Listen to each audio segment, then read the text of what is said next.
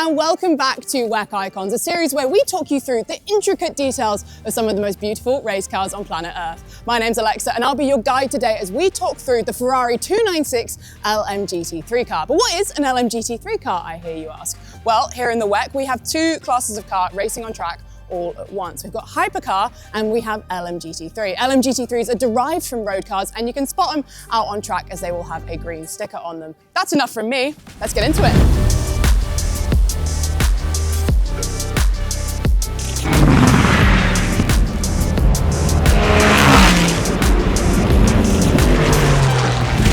Welcome to WEC Icons. Firstly, can you start off by introducing yourself for me and telling me what you do? Yes, my name is Mauro Barbieri. I'm manager of performance and simulation in Ferrari for all the endurance cars, so the endurance racing cars department. Well, how about you introduce her for me? Tell me what's the full name of the car and give me a little bit of description about her. Yeah, so this one is the Ferrari 296 LMGT3. This has some specific features to be racing in WEC. And it has so small changes compared to the 296 GT3, which is the base race car from Ferrari that is coming from the 296 road car that Ferrari is producing. Well, how about we start with the very basics? Can you talk me through the factory specs of the car perhaps? The engine size, the weight of the car, anything else along those lines? Yeah, so the car is sharing the chassis and the engine of the road car. The turbo is staying in the middle of the V, so that's called the hot V solution, let's say. And the weight of the car is in the 1300 kilos area. Let's talk through the basics of the aero of the car. What are some design choices that you guys made on this that you can point out to me? Yeah, well, some features are quite visible, let's say, like the flicks here in the front, the louvers on the wheel arches, and the rear wing. These are clearly changes compared to the road car. The rear wing is our aerodynamic adjustable device, which is the only thing that we can adjust aero-wise for technical regulations. And then clearly under the car, so the floor has some special bits that normally we try to hide, as everyone does, exactly. Well, also, what are some of the features of the car that makes it look like a Ferrari, i.e. the car more generally rather than just the aero design? Well, I like a lot the front of the car. For me, the fact this aggressive look from the front is for me what is giving it a Ferrari look, and I honestly like it very much.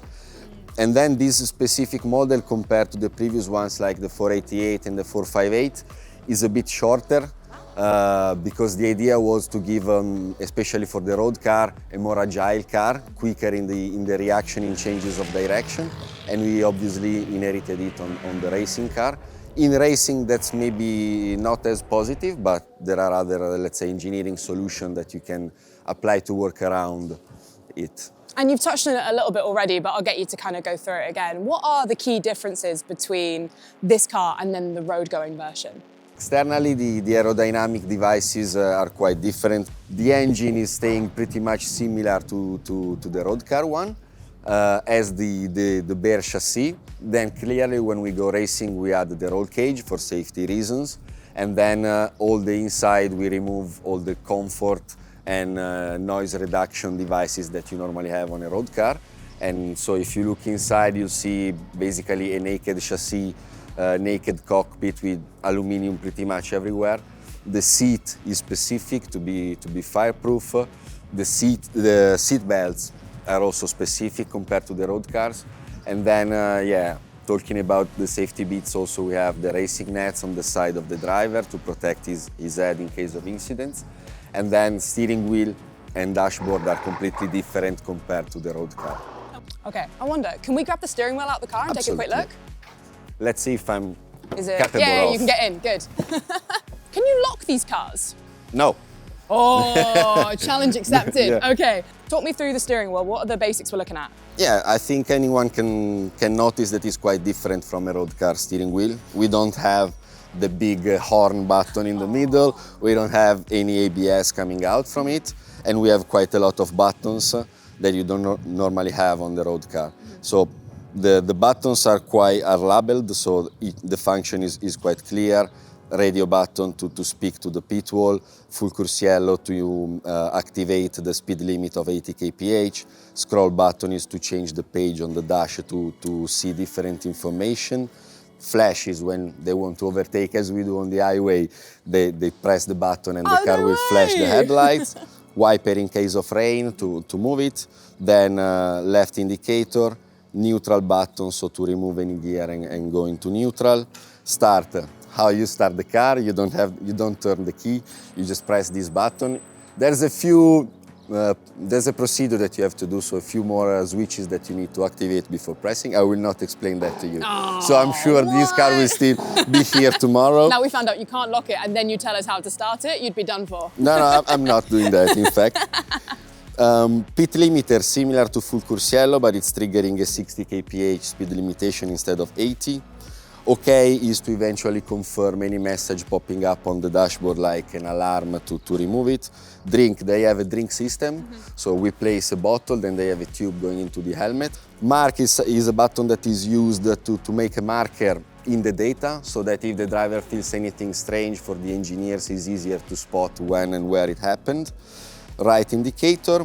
And then fuel is just to reset the fuel consumption so that you have a clean indication after the pit stop of how much fuel you still have in the car and it's not, let's say, polluted by the previous stint fuel consumption. And yeah, the dials, what's going on here? Yeah, so we can adjust the ABS setting. Each mapping has different calibrations, so different criteria of intervention. ABS can be adjusted either for driver preference or to cope with tire consumption, tire degradation, or moving from dry to wet. Pedal map also, it's how the car will respond to throttle application, and this is mostly a driver comfort, let's say. Engine is to adjust the engine settings in order to cope mostly with legality, so with all the limitations that we have on the technical regulations. And finally, the brightness of the dashboard. So depending if it's daylight or night, you might want a brighter or less bright dashboard. And finally, this is a multifunction switch that we tried to copy from the Formula One cars, so that you can access multiple menus and eventually adjust other settings. Normally, we mostly use these in case of problems. If a sensor fails, then there's a procedure to exclude it and make sure that the car keeps going. And then behind we have the two upshift and downshift paddles and the clutch paddles. Clutch is operated just when the car stops and then restarts from the pit stop. When it's running, normally you don't touch these. One last question. What is your favorite part of this car? One interesting feature of the GT3 version that I didn't mention so far is how easily we can dismount and remove some parts. We tried to, let's say, copy-paste some of the concept we put in the Hypercar, so being able to remove the nose and remove the tail quite quickly. This is a huge step compared to the previous Ferrari GT racing cars, and I must say that this feature is something that I really like, especially because in endurance racing any accident can happen, but the race will not finish. I mean, you still have a lot of time to gain back your positions, but your repair time must be as quick as possible so that you don't lose a lot of time in the garage. And this feature can be really a key to recover quickly after a crash or an incident. Super cool. Thank you so much for your time. I appreciate it. I'll let you pop that steering wheel back so we can give the car back. Thank you. Bye guys, and Forza Ferrari. Eh?